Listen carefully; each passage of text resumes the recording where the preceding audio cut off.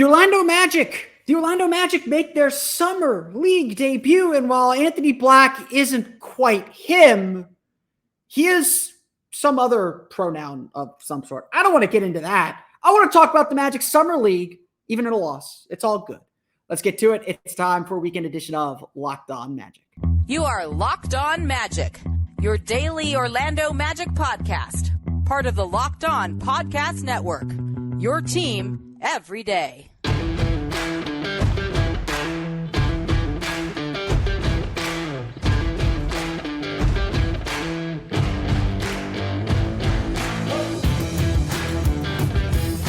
And you are indeed Locked On Magic. I'm recording this on July 8th. It might be July 9th, 2023 by the time you listen to this. My name is Philip Rossman-Reich. I'm the expert and site editor over at OrlandoMagicDaily.com.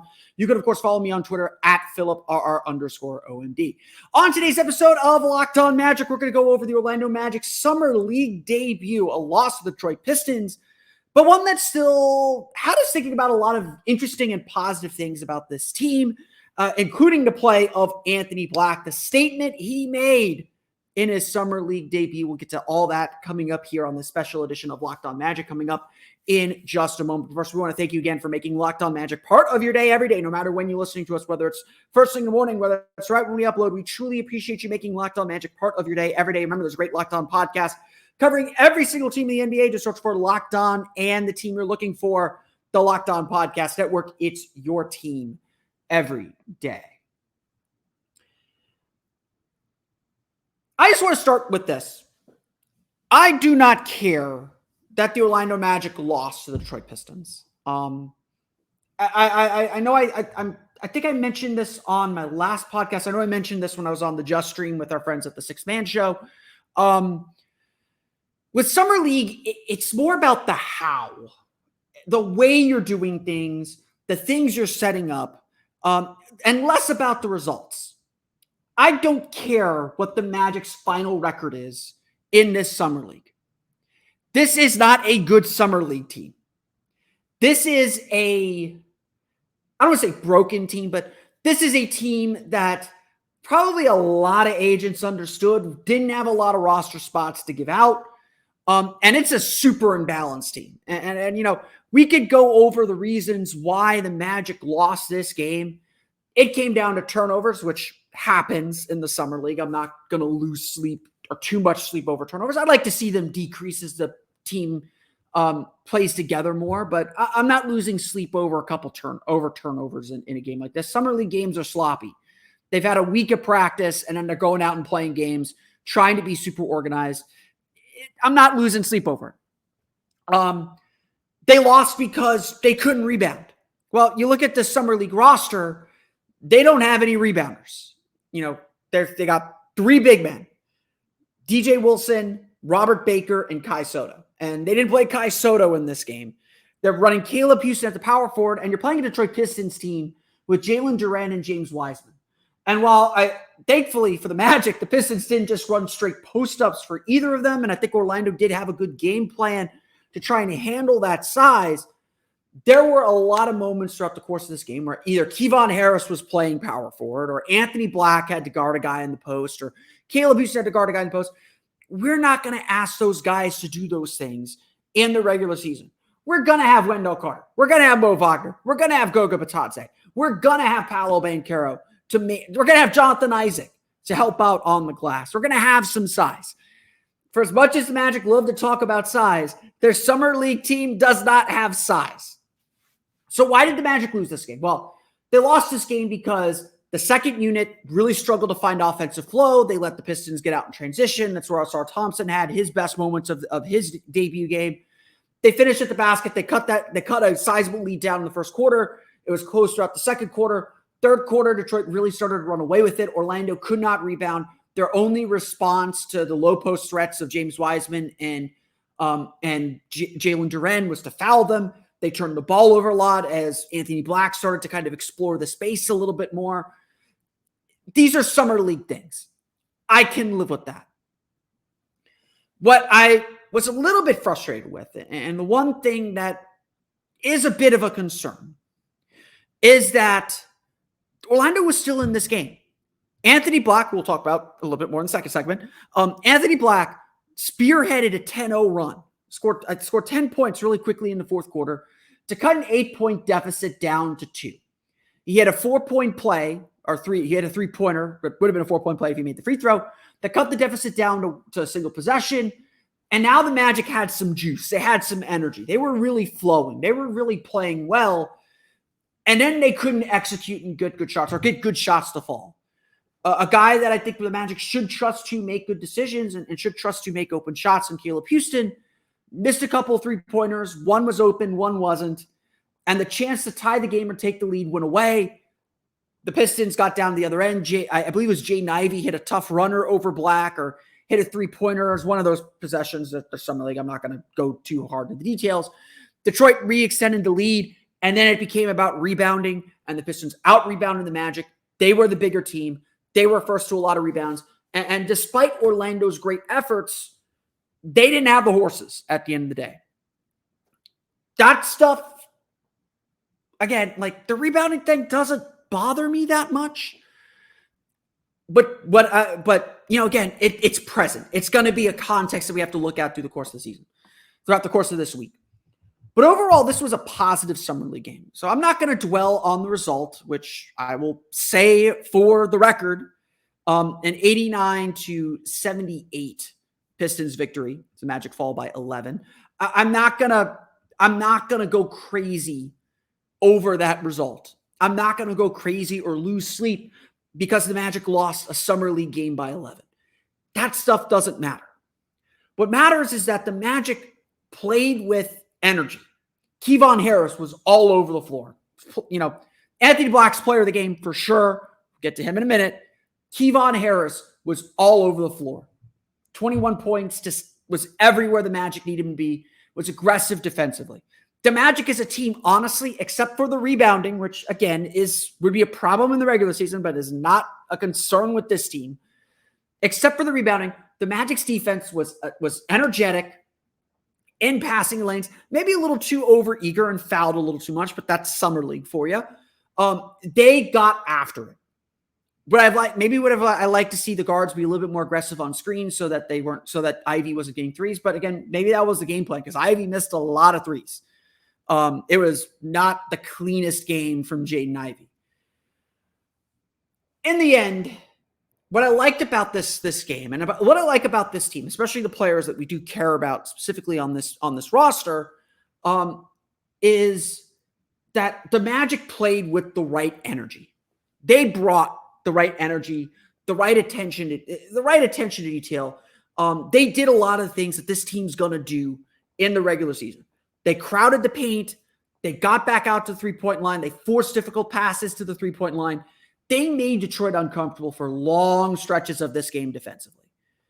And that's who the Magic want to be. And it's not just Anthony Black, who has a track record of being a good defender. He was great defensively, got a ton of deflections, got a couple steals, loved his energy defensively. He set the tone as the point guard.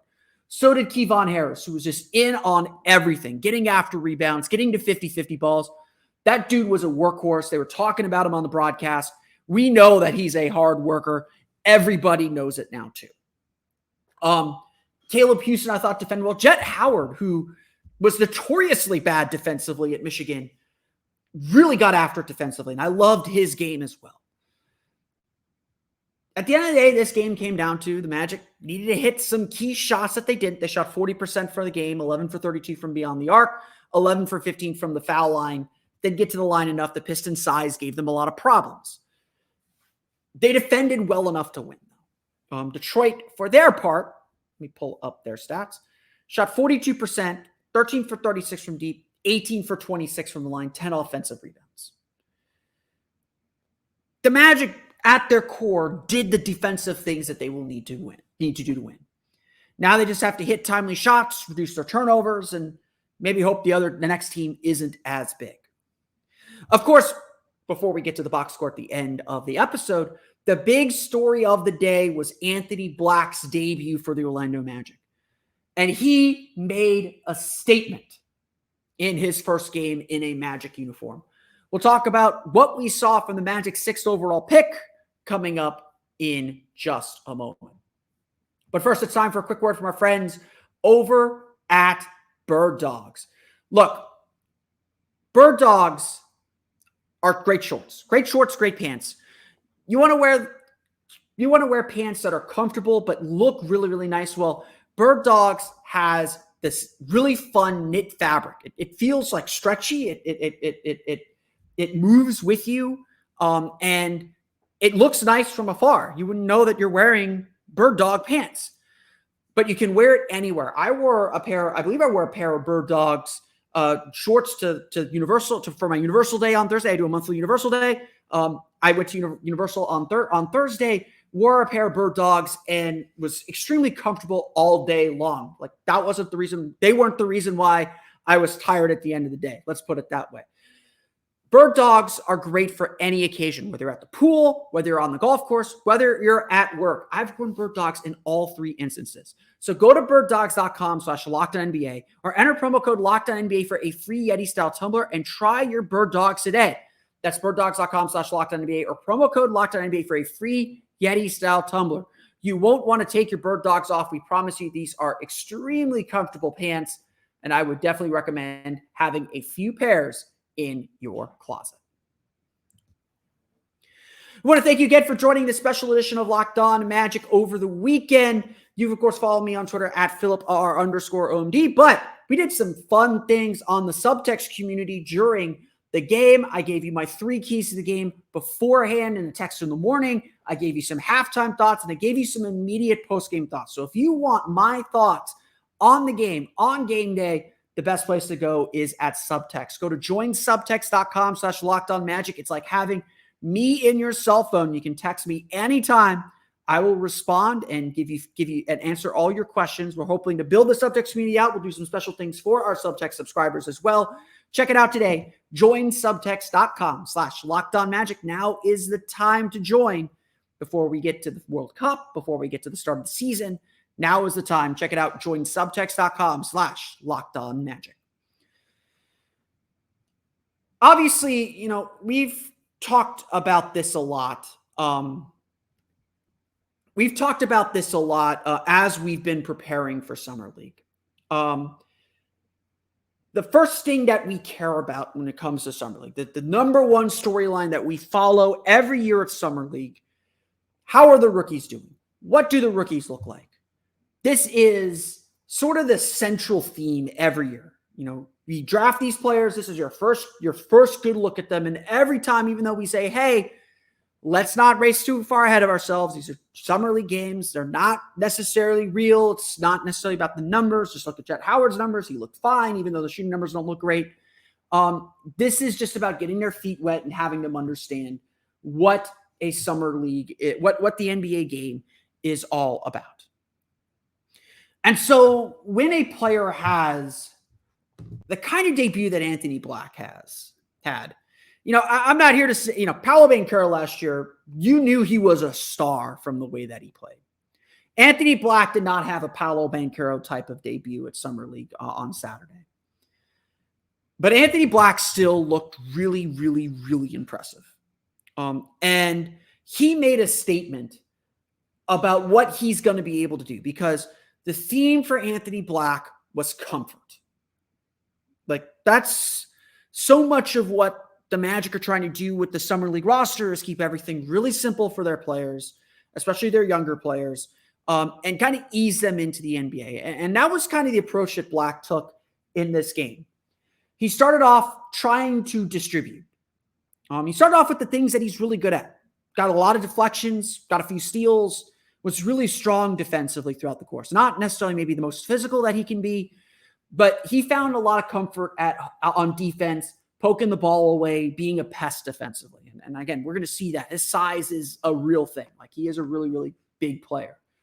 On offense, he looked hesitant to drive the ball at times. His first couple plays were more about setting up passes. He was driving to probe, draw the defense to him, and kick it back out. And really what impressed me most early on in this game with Anthony Black was his ability to kick the ball ahead. He was looking to get the ball and go. And with how small this Magic team is, they need to be running at every opportunity. So having a point guard who can get the ball off the glass, can get the ball off an outlet, and go free throw line to free throw line with an on-target pass, that's really, really valuable. And that's what Black showed early on in this game. The first offensive possession ended with Black driving toward the baseline, kind of waiting for Caleb Houston to come around a little curl screen from DJ Wilson and set him up for a three. Black, I believe, had 4 of his 5 assists in the first quarter, and was just really, really solid, moving the ball and getting others involved. But we wanted to see him get more comfortable. I'd see him become a little bit more aggressive. And again, maybe that was something that wasn't necessarily designed for this game. Maybe the running him in more pick and rolls is something that they're saving for Monday or saving for Wednesday, for the next couple games. But that's where the magic started to go. The third quarter, Black was trying to drive a little bit more aggressively. And he put himself in some holes. He got caught in some traps. He turned the ball over a lot. 7 turnovers. It's a lot. But again, this is the time to make these mistakes. This is time to understand and learn, where can I go with the ball? Where can I go? Because by the time the fourth quarter came along, Anthony Black was ready to make a statement. He hit jumpers. He hit a spin. He started going to the basket, started really accelerating, where he was kind of moving slowly through the lane and probing and trying to keep the defense on his hip. Now he was going straight to the basket. Now he was getting to the rim. Now he was starting to set up a jumper that, while not his probably preferred mode to score, looked a lot more comfortable than advertised. He had a nice spin move into a step back jumper in the fourth quarter. He had a 3-pointer where he drew a foul and hit the bank shot that got the Magic bench off its feet and again brought the Magic within 1. Black finished the game with just a very efficient and solid night. 17 points, 7 for 10 shooting, 1 for 2 from deep, 2 for 3 from the line, 5 rebounds, 5 assists, 3 steals, and of course the aforementioned 7 turnovers. This showed the wide range of what he can give you, because more than that, there's only one player on the Orlando Magic roster, or there are 2 players on the Orlando Magic roster that had a positive plus minus. And Tyler Hall, 759, that got a +7 where he was 0 for 2 from deep. I'm pretty sure that was early fourth quarter when Black was on the floor. The Magic were +4 with Anthony Black on the floor. And it was very easy to see the Magic just operated more smoothly and more effectively with Black leading the way. More than anything else at this point, that is a huge statement, because this is the baseline. This is the beginning. It's not to say that Black's going to have another 17-point game on Monday or kind of double down on these scoring numbers or the shooting efficiency. But it shows us what he can do. It shows us how he can control a game, how he can bide his time and wait, and then when his team needs him to, take over and find his production. So much for young players is understanding when to be aggressive and when not to be, especially for young point guards, knowing how to set the table for everyone, but also knowing how to eat yourself. Knowing that balance is really, really tricky. And Black seemed to have a good understanding of that early on. This is not to say that Black is for sure the point guard of the future. There's still a lot of rough edges to clean up. The Pistons crowded him. They were physical with him.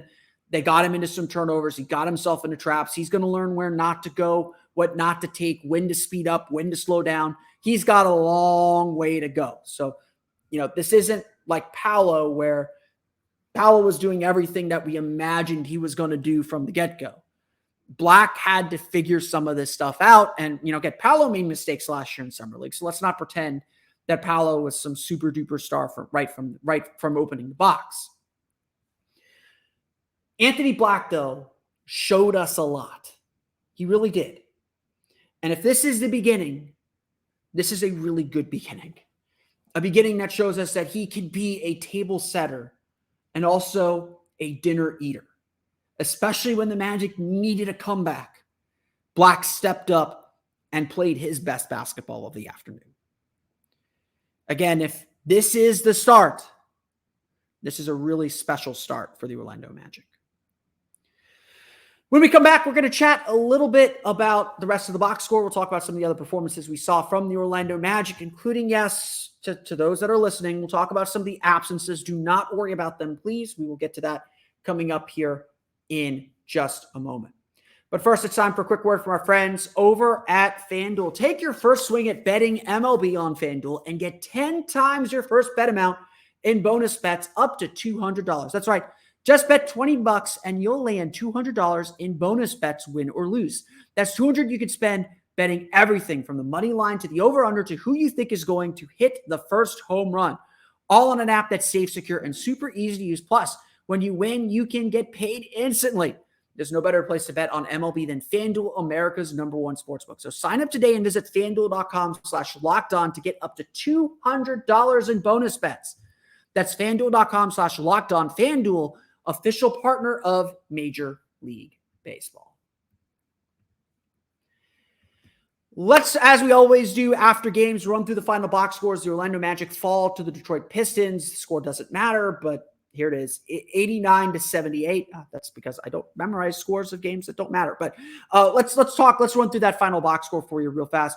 Orlando, like I said, Anthony Black, 17 points, 10 for 10 shooting, 1 for 2 from deep, 2 for 3 from the foul line, 5 rebounds, 5 assists, 3 steals, 7 turnovers, +4 on the plus-minus column. A really solid game from Anthony Black. This is a great debut for him. Just the way he burst, he had 10 of his 17 points in that fourth quarter, probably more than 10. I don't have the full box score in front of me. Just really did so many things well. And again, this is just a great table setter for what's going to come for the Orlando Magic down the road. Kevon Harris, though, before Anthony Black's fourth quarter burst, Kevon Harris was the player of the game. 21 points, 8 for 13 shooting, 5 for 6 from the foul line, 6 rebounds, 2 steals for him. Harris was just everywhere. Look, we're all big Kevon Harris fans here in Orlando. You don't need to tell us how good Kevon Harris is. He was everywhere in this game. He was getting after the rebound. He was getting after the glass and the rebounds. He was all over the floor going after loose balls. He was scoring over length in the paint. He was getting steals in the backcourt. He was just everywhere. He was so good defensively. Look, you expect veteran players who have played multiple summer leagues or in their second summer league, you expect them to be the best players on the floor. Kevon Harris does not look like he needs summer league. This guy looks like he should be on an NBA roster. His energy, look, the shot still needs to come around. I'm not saying that he's perfect by any means or that the man should be starting him, but that dude is better than a two-way contract. That dude should have a full NBA roster spot. The Magic obviously can't give him that because their roster's full unless they make some other cuts somewhere. But Kevon Harris looked like the veteran player. And if he plays with that energy, that lifts everyone else's energy up. You need players like that. He's going to be so valuable for this team when it comes to training camp. Caleb Houston, the other veteran, a little bit more of a mixed bag. 12 points, 4 for 12 shooting, 4 for 10 from deep. So almost exclusively shooting three-pointers, 2 rebounds for him. Houston hit a couple threes early. It looked like he was going to have one of those games where he gets on a roll. The three-point shot just wasn't there for him. He had 2 shots that would have given the Magic the lead in the fourth quarter. You hit a couple of those shots. Obviously, you have a very different kind of game from him. But that's just kind of been par for the course for him. We want him to be a solid three-point shooter. Look, 4 for 10 is a good percentage, but the Magic needed a little bit more from him. They needed him to hit some key shots. If you're going to be exclusively a three-point shooter and shoot at that volume, look, 4 for 10 is still probably fine at the end of the day, but on a normal team, again, if he's a volume shooter for the Magic on the regular team, it's probably fine. But it definitely stood out that Houston missed some key shots down the stretch. That shouldn't take away from the game that he had. He was solid defensively, had an unenviable task trying to handle James Wiseman, got some good help on that. But I thought he held his own defensively there, but it's going to be tough to judge Caleb Houston because of the situation the Magic are putting it in. Making shots is going to go a long way, so we'll see what he can do in his next game. Jet Howard had what you kind of expect from I wouldn't say he was gunning, but he looked like a rookie more than Anthony Black looked like a rookie. I would say that, but still made some positive contributions. I don't want to take away from Jet Howard. 8 points, 3 for 13 shooting, 2 for 7 from deep, 4 rebounds, 4 steals, 3 steals, 3 turnovers. 4 assists, 3 steals, 3 turnovers. the shot just wasn't there. And I think he was the first one to admit it after the game, that his efficiency wasn't where he would like it to be. And so that, obviously was a big thing for him. Was, he knows he's got to hit some of these shots. And he missed some open shots. He missed some shots he's willing to take, but he showed the ability to get some separation. He was really aggressive. He was playing fast. Honestly, he was playing fast, probably too fast. So that's where some of his inefficiency came from. But I really did like how he played. He was very active defensively. He didn't shy away from playing defense. He got into the Magic schemes, and I think that's a really good sign considering kind of the reputation about him coming back from college from Michigan. DJ Wilson, the last story we have to go through here for the Magic, 4 points, 0 for 4 shooting, 0 for 2 from deep, 4 for 6 from the foul line, only 3 rebounds, 2 assists, 2 steals. Look, DJ Wilson, I think, did a really good job giving the Magic some stability at that center spot. I thought that he was poised. He knew exactly what his role was. He wasn't getting in the way of the other guards that the Magic were trying to focus on. He set good screens. That's all well and fine. The Magic are going to need him to be a better rebounder. And I think the broadcast did a really good job with pointing this out. Like, DJ Wilson is a fine player, but he's got to really focus on one thing that he's going to be really good at if he wants to stick in the league. And obviously he can't take a two-way contract. The Magic started him because they wanted the veteran out there. They wanted a guy who knows how to be in the right spots to help these young players along. And look, he did that. That was his role. He did that. But I agree with the broadcast that he really needs to focus on rebounding and defense. If he rebounds and defends well, he is going to find a place in the league because he is talented enough to do that.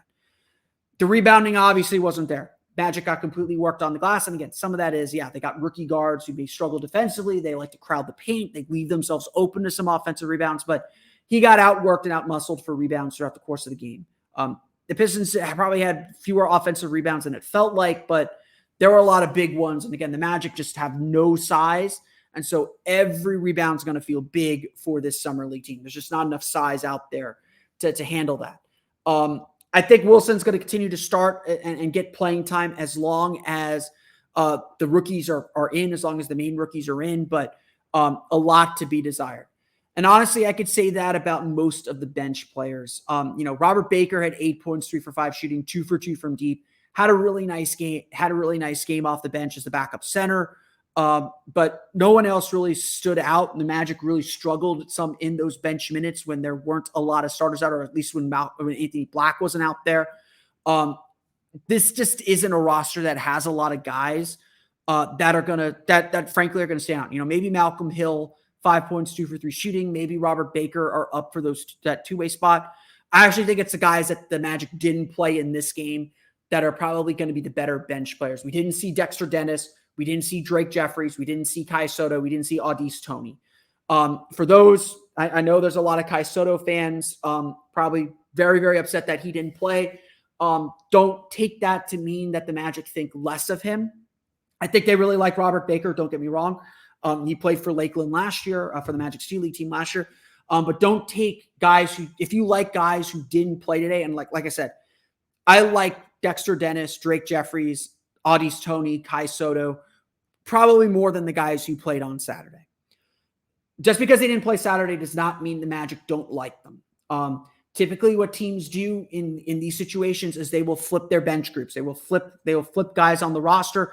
They got 18, 20 guys on their summer league rosters. Everyone's going to get a chance to play. You're playing 5 games in a very condensed space and time. You're going to get your rookies out there. You're probably done playing them after 2 or 3 games. I do think that unless Black has another killer game on Monday, I would suspect that Black and Howard are going to play a 3rd game, just because they probably need it. Like, it doesn't hurt to give them that. They don't, if they don't need it, they won't take it. But I think they will need it. And so until those guys are all gone, you can only play so many guys. So this game was Quindary Weatherspoon, Elijah Hughes, Tyler Hall, Malcolm Hill, Robert Baker. It was their chance to play. Next game, we're going to see, Tiger Campbell, the spark plug guard from UCLA. We're going to see Dexter Dennis, who a lot of people I know really, really like as a potential defender. We're going to see Audice Toney, who's also a really good defender. We're going to see Drake Jeffries, who's a great shooter. We're going to see Kai Soto. So These guys will get their opportunity. I'm eager to see them play. Like I said, I really think there's a lot of guys on this team that get after it defensively. And the Magic's defense, I thought, throughout the course of this game was pretty solid. I think that they really played with good defensive intensity, good defensive energy. And obviously that's what stands out first and foremost in summer league play. Can you play with the right defensive energy and defensive intensity? So overall, honestly, a really good start for the Orlando Magic. Anthony Black looked impressive. Jet Howard did some impressive things. Caleb Houston, Kevon Harris had their moments. The defense overall was good, played with good energy. The things that they struggled with are things that you typically struggle with in summer league and are the shortcomings of this roster. So a really good start for the Orlando Magic, and now you just want to see them build on it. Monday against Portland. I believe it's Portland. Let me just double check my schedule here. Let me double check. I don't have the summer league schedule memorized. Why would I? Monday against Indiana. Monday against Indiana. Monday against Indiana, Ben Mathurin, Jarris Walker, another team that's going to have a little bit of size and some guys that you have to worry about. That's going to be a really good test for this team. Can you build on what you accomplished here on Saturday in your opener? The Orlando Magic, again, fall in their summer league opener. I'm not going to bother looking up the score again because it doesn't matter. They fall by 11 to the Detroit Pistons. They'll be back in action Monday against the Indiana Pacers. But that's going to do it for me today. I want to thank you all again for listening to today's episode of Locked On Magic. Of course, find me on Twitter at PhilipRR_OMD. Subscribe to the podcast and Apple Podcasts, Stitcher, TuneIn, Himalaya, Google Play, Spotify, Odyssey, and all the fun places to tell podcast to your podcast-enabled listening device. For the latest on the Orlando Magic, be sure to check out OrlandoMagicDaily.com. You can follow us there on Twitter at OMagicDaily. For my everyday crew, be sure to tune in tomorrow. I'll probably publish it relatively early Sunday, just giving you fair warning. We are going to talk all about the NBA's in-season tournament, who the Magic have, why I think this is a great opportunity for the Orlando Magic. We'll get into all that. Plus, we'll talk some summer league stuff as well on tomorrow's episode, on Monday's episode that will be recorded on Sunday, on our next episode of Locked On Magic. But until then, for Orlando Magic Daily and Locked On Magic, this has been Philip Rossman-Reich. We'll see you all again next time for another episode of Locked On Magic.